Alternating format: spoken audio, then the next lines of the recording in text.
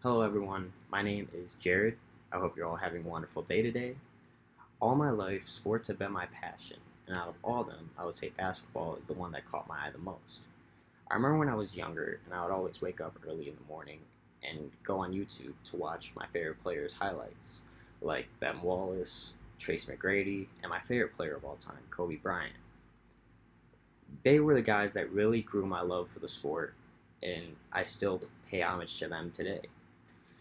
And along with my major being in education to become a physical education teacher, my dream one day is to go to the big leagues and coach in the NBA. It used to be a player, but I didn't make my high school basketball team. But in this video, I will show you all how to play the game of basketball, the basic rules you need to know, and everything you need to know to love the game just as much as I do. So without further ado, let us begin. Before we talk about the rules of the game, let me give you a background of how basketball was founded. In 1891, Dr. James Naismith created the game of basketball with just peach baskets and a soccer ball. In just a few years, the game of basketball would gain the attention of colleges around the nation and become a professional sport in over 100 countries. Over time, though, the rules have gotten more and more precise, but the basics are very easy to follow. First of all, each team participating has a total of 12 players, with only 5 allowed on the court at a time. The positions are divided into 5 different positions: the point guard, the shooting guard, the small forward, the power forward, and the center. And all those positions vary depending on your height and your weight. It doesn't matter what height or weight you are, but it will play a big role at what position you excel in. All you need to do to play this game is a court with hoops and a basketball, and each game is split into 4 12-minute quarters with a halftime in between.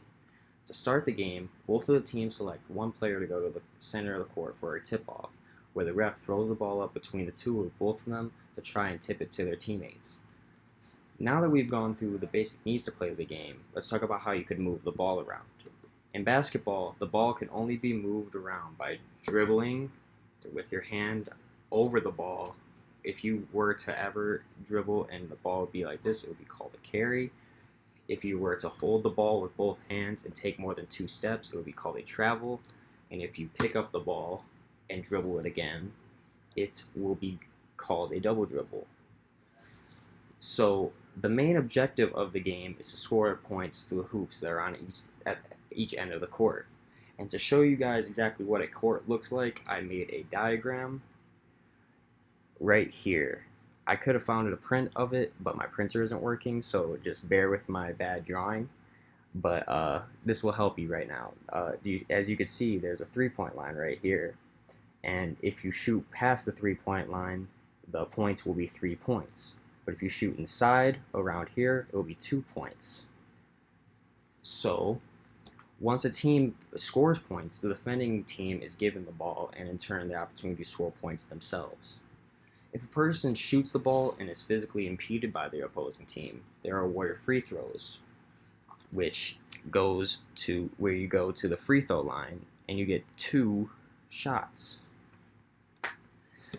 And each free throw equals 1 point, and the number of free throws given depends on where the foul was committed.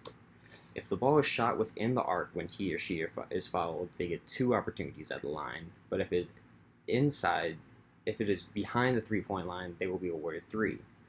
If the player makes the shot when fouled, he is awarded only 1 shot at the free throw line.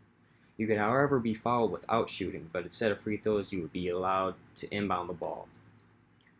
While fouling seems simple in retrospect, there are many different names for specific types of fouls. For example, if a foul is more severe than allowed, the defending player would be given a flagrant foul, which awards the player free throws as well, along with keeping the ball. Depending on the severity of the foul, the offender could possibly be even ejected.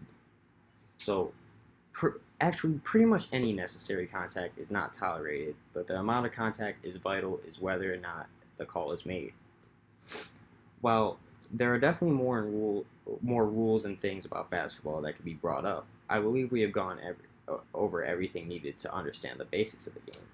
Like I said earlier, this has been a huge part of my life, and I love everything about this sport, and I hope you guys have learned a thing or two about it today.